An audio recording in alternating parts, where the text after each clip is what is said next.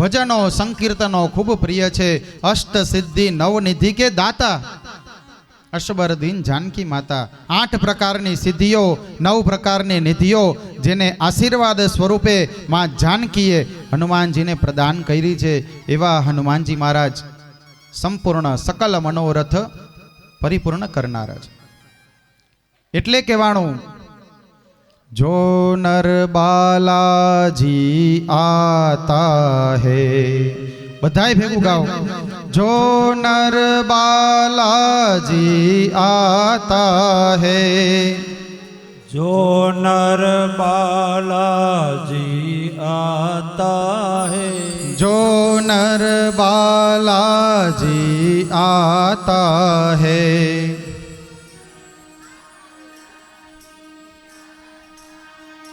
वह सकल पदार्थ पाता है, वह सकल पदार्थ पाता है, वह सकल पदार्थ पाता है, वह सकल पदार्थ पाता है, वो संकट मुक्त हो जाता है, वो संकट मोचन जाता है, जो नर बालाजी आता है, जो नर बालाजी आता है, वह सकल पदार्थ पाता है, वह सकल पदार्थ पाता है, वो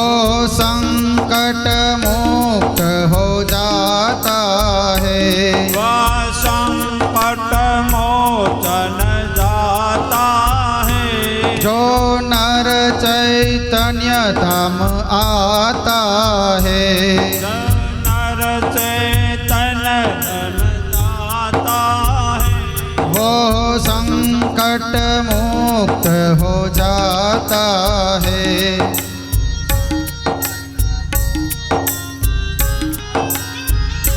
सीता राम राम राम राजा राम राम राम, सीता राम राम राम राजा राम राम राम, सीता राम राम राम राजा राम राम राम, सीता राम राम राम राजा राम राम राम, सीता राम राम राम राजा राम राम राम, सीता राम राम राम राजा राम राम राम, सीता राम राम राम राजा राम राम राम। बोलिए श्री सियावर रामचंद्र भगवान की जय। એટલે પણ સાધુ સંતો બ્રાહ્મણો આજે પણ હનુમાનજીના નામની ઉપાસના કરે છે, ત્યારે હનુમાનજી સ્વયં ત્યાં આવી અને એ કાર્યની રક્ષા કરે છે। तुम हरे भजन राम को पावे। हनुमानजीना जे काई पण गीतो छे, हनुमानजीनी सेवाओ छे, ए कोने तो के रामजीने खूब वधारे पसंद आवे छे। जन्म जन्म के दुख बिसरावे। कदाच आ जन्म नहीं पण आ पूर्व जन्मना पण जो कोई पाप होय अने आपणाथी थया होय तो हनुमानजीनी सेवा द्वारा, हनुमानजीना कीर्तनों द्वारा, रामजीनी सेवा द्वारा तमाम प्रकारना पापो छे ए दूर थई जाय छे। अंतकाल रघुबरपुर जाई, जहां जन्म हरि भक्त कहाई। अंतकालो सुधी हनुमानजीनी भक्ति छे यथावत रहे छे। और देवता चित्त न धरई, हनुमंत से सर्व सुख करई। हनुमानजी एक ज एवा देव छे कि जे संपूर्ण बधी वस्तु आपने प्रदान करनारा छे। एटले एने शुं कीधुं? बल बुद्धि विद्या देहु, मोहि हरहु क्लेश विकार। बळ ने प्राप्त करावनारा, बुद्धि आपनारा, विद्या ने प्रदान करनारा अने क्लेश घरनी अंदर होय तो एनो नाश करनारा छे। संकट कटे मिटे सब पीरा, जो सुमीरे हनुमंत बलवीरा। संकट गमे एवो आव्यो होय ए संकट ने दूर करनारा एकमात्र वीर हनुमान छे। એટલે કહેવાનું વીર હનુમાના અતિ બલવાના રામ નામ રસિયો રે પ્રભુ મન બસિયો રે વીર હનુમાન અતિ બલવાના રામ નામ રસિયો રે પ્રભુ મન બસિયો રે વીર હનુમાના અતિ બલવાના રામ નામ રસિયો રે સંકટ હરિયો રે તમામ સંકટોનો નાશ કરનારા છે વીર હનુમાન બજરંગ બલી. સંકટ કટે મિટે સબ પીરા, તમામ સંકટોનો નાશ કરનારા છે. જય જય જય હનુમાન ગુસાઈ. આ કોને ગાયું તો કે તુલસીદાસે આ હનુમાન ચાલીસાની રચના કરી કે જેની 40 લાઈન આપણા જીવનની અંદરમાં ઉતારવા જેવી છે.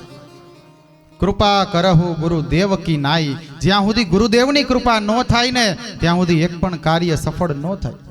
એટલે એમ કહે છે કે જેના જીવનમાં કોઈ ગુરુ નથી એને એકવાર પોતાના જીવનમાં ગુરુને ધારણ કરવો. અને કદાચ તમે કોઈ ગુરુને ધારણ કરો કે ન કરો પણ ભગવાન દ્વારકાધીશને તમારો ગુરુ બનાવો. કેમ કે એ ગુરુઓનો ગુરુ જગત ગુરુ છે. વસુદેવ વસુતમ દેવમ કંસચારુણ્ય મર્દનમ દેવકી પરમાનંદમ કૃષ્ણમ વંદે જગતગુરુમ. કૃષ્ણમ વંદે જગતગુરુમ. તમામ ગુરુઓનો ગુરુ એકમાત્ર ભગવાન કૃષ્ણ. જો કદાચ તમે કોઈને ગુરુ ન બનાવો ને તો કૃષ્ણ ભગવાનને તમારા ગુરુ બનાવજો. એની પાસેથી ઘણું શીખવા જેવું છે.